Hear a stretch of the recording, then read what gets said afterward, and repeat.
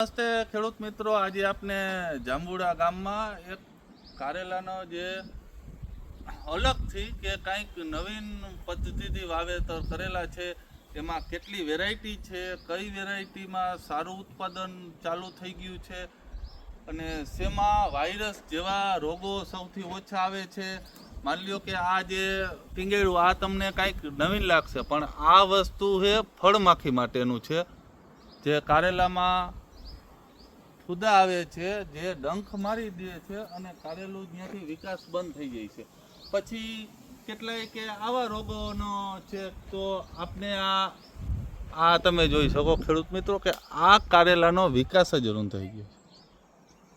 તો આ વસ્તુ શેના લીધે થઈ અને એની શું સોલ્યુશન લાવશું, તો તે વિશે આપણે આજે એક પ્લોટની મુલાકાતે આવ્યા છે, જે જાંબુડા ગામમાં છે.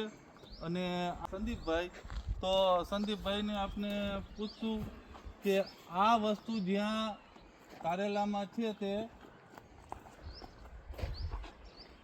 કે આ જે પેલા કેવી કે આ વસ્તુ વધારે હતો, તમે એમ કહેતા હતા કે આમાં મોટા ભાગમાં આ થતું હતું 70-80%.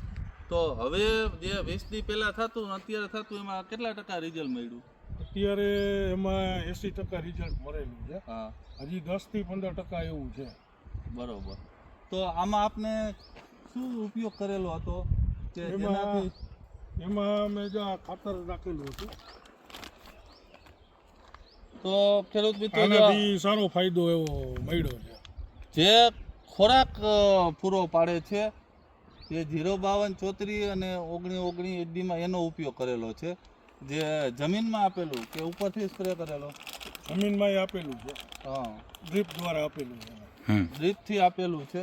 અને બીજું આ 15 થી 20 દી પહેલાં આપણે જમીનમાં ઉપયોગ કરાવ્યો હતો, તો આ આપણે નાખેલું હતું.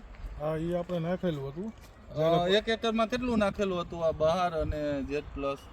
1 એકરમાં આ 2 થેલી 4-4 કિલોની એક નાખેલી હતી. તો આ બેગ ખેડૂત મિત્રો 4 કિલોની આવે છે. 1 એકરમાં 1 બેગ બહાર અને 1 જેટ પ્લસની નાખેલી છે, જેથી જે વેલાને કારેલાને પોષણ જોડતું હોય તે પૂરું પોષણ મળી શકે.